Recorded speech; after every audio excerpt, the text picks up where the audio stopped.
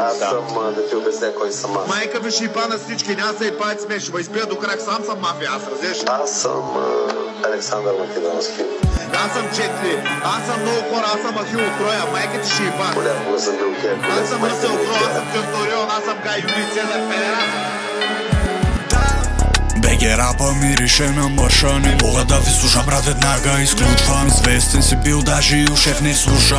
Рапът ти като цепка също с мене куца. Всичко правиш за пари, да не си курва. Не си утрас или мутра, спри да шмъркаш. Трезвен си халка, е жена, путка. Искаш да са проме маняк. Тук съм, между мен и тези няма никакво сравнение. Диаманта в калта е моето определение. Аз съм олицетворение на улично творение. Да е във вашето мнение, моето мнение.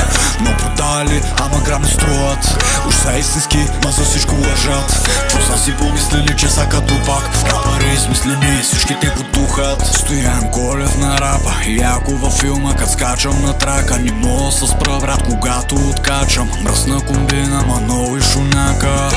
Стоян Колев на рапа и ако във филма, кът скачам на трака. Не мога с спра, брат, когато откачам. Мръсна комбина, мано и шунака. Как си толкова бърз да вземеш на заем? Как да го върнеш с толкова бавен? Куките ме спират, но аз съм изряден. Ела в квартала ми, ще бъдеш изяден.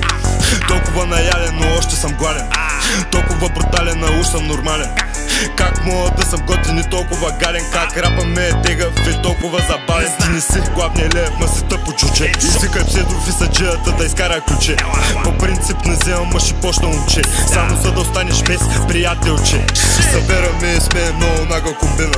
Бях останал без миналата година. Вся кучката иска ми става рубиня. Обаче винаги на ум 1,5. Стоян Колев на рапа и ако във филма, кът скачам на трака. Не мога с спра, брат, когато откачам. Мръсна комбина, мано и шунака.